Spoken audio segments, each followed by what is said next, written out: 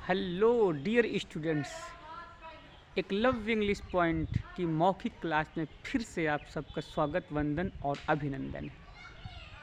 प्रिय विद्यार्थियों, आज फिर से मैं आया हूँ एक नई क्लास के साथ आप सबके बीच, और मुझे भरोसा है कि आप सबको हमारी क्लास बेहद पसंद आएगी। प्रिय विद्यार्थियों, आज हम चर्चा करेंगे पैसिव वॉइस के ट्रांसलेशन पर। कोई सेंटेंस एक्टिव वॉइस में ट्रांसलेट होगा या फिर पैसिव वॉइस में ट्रांसलेट होगा, इसी परिप्रेक्ष्य में हम इस वीडियो में चर्चा करेंगे। तो बेटे, बड़ा आसान तरीका है।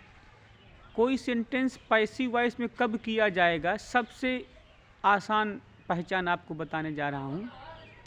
बेटे, जब कोई सेंटेंस लिखा हो और उसमें एक साथ दो क्रियाएं अंत में पाई जाएं, एक साथ अंत में दो क्रियाएं पाई जाएं और अंतिम क्रिया जाना क्रिया पाई जाए, अंतिम क्रिया जाना क्रिया पाई जाए, तो हम समझ लेंगे कि अमुक सेंटेंस पैसिव वॉइस में किया जाएगा। जैसे हम कह दें कि राम को हिंदी पढ़ाई जाएगी, राम को हिंदी पढ़ाई जाएगी। यहाँ पर पढ़ना और जाना एक साथ दो क्रिया आई हैं बेटे। इस प्रकार से आप ये पहचान लेंगे कि संबंधित वाक्य हमारा एक्टिव वॉइस में नहीं बल्कि पैसिव वॉइस में किया जाएगा।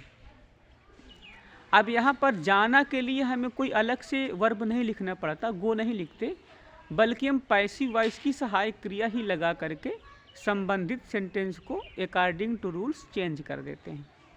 जैसे हम कह दें कि राम को हिंदी पढ़ाया जाएगा, तो ये फ्यूचर इंडेफिनिट टेंस है और पैसिव वॉइस में फ्यूचर इंडेफिनिट की सहायक क्रिया होगी विल बी, शैल बी।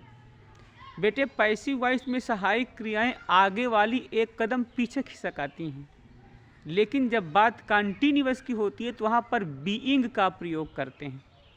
और आप सबको पता होना चाहिए कि पैसिव वॉइस केवल 8 टेंसों का बनता है, 4 टेंस का नहीं बनता है। ठीक है, तो इस प्रकार से जो पैसिव वॉइस की सहायक क्रियाएं ही हम लगाएंगे ट्रांसलेट करते समय। और आप सबको पता है बेटे कि पैसिव वॉइस में हमेशा थर्ड फॉर्म का प्रयोग किया जाता है, टेंस चाहे जो भी हो। जैसे हमने कहा कि राम को हिंदी पढ़ाया जाएगा, तो राम विल बी टाट हिंदी, राम विल बी टाट हिंदी। और एक बात बता दूं, एक्टिव वॉइस में आप कौन का प्रश्न करके सब्जेक्ट को ढूंढते हैं।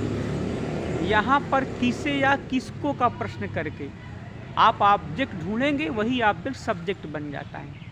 क्योंकि आप जानते हो कि पैसिव वॉइस में जो सब्जेक्ट होता है वो ऑब्जेक्ट बनता है और जो ऑब्जेक्ट होता है बेटे वो सब्जेक्ट बनता है। तो जिस प्रकार आप लोग एक्टिव वॉइस में कौन का प्रश्न करके कर्ता को खोजते हैं, उसी प्रकार पैसिव वॉइस में कर्ता को खोजने के लिए किसे या किसको का प्रश्न क्रिया से किया जाता है। तो मुझे उम्मीद है बेटे आप लोग समझ गए होंगे कि पैसिव वॉइस में कब ट्रांसलेट करेंगे। तो कब करेंगे बेटे, सबसे आसान पहचान है कि जब वाक्य के अंत में जो क्रिया हो एक साथ दो क्रियाएं पाई जाएं और अंतिम क्रिया जाना क्रिया हो, तो हम ये समझ लेंगे कि संबंधित वाक्य हमारा किस टेंस का है, पैसिव वॉइस का है। ठीक है, जैसे आ जाए कि उसे आज पढ़ाया जा रहा है, तो किसे पढ़ाया जा रहा है, उसे, मतलब उसे के लिए आप ही का प्रयोग करेंगे। उसे आज पढ़ाया जा रहा है, पढ़ाना और जाना एक साथ दो क्रियाएं आई कि नहीं आई। जब एक साथ दो क्रियाएं आ गई तो आप समझेंगे कि वाक्य पैसिव वॉइस में बनेगा। और यहाँ पर जो जाना शब्द है, जाने के लिए हमें अलग से कोई मीनिंग नहीं लिखना होता है। उसे पढ़ाया जा रहा है, प्रेजेंट कंटिन्यूअस है ये, और इसकी सहायक क्रिया पैसिव वॉइस में is being, am being, are being. तो he is being taught today, उसे आज पढ़ाया जा रहा है, तो he is being taught today. भरोसा है बेटे आपको हमारी छोटी सी क्लास अच्छी लगी होगी। बेटे, बड़ी क्लास बनाने का इरादा तो रहता है, लेकिन बच्चे टिक नहीं पाते देखने में।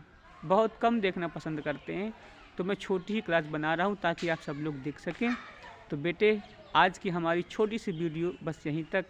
हम आशा करेंगे कि आप हमारे चैनल को लाइक करेंगे और सब्सक्राइब करेंगे। बेटे, वीडियो ज़्यादा से ज़्यादा शेयर करें।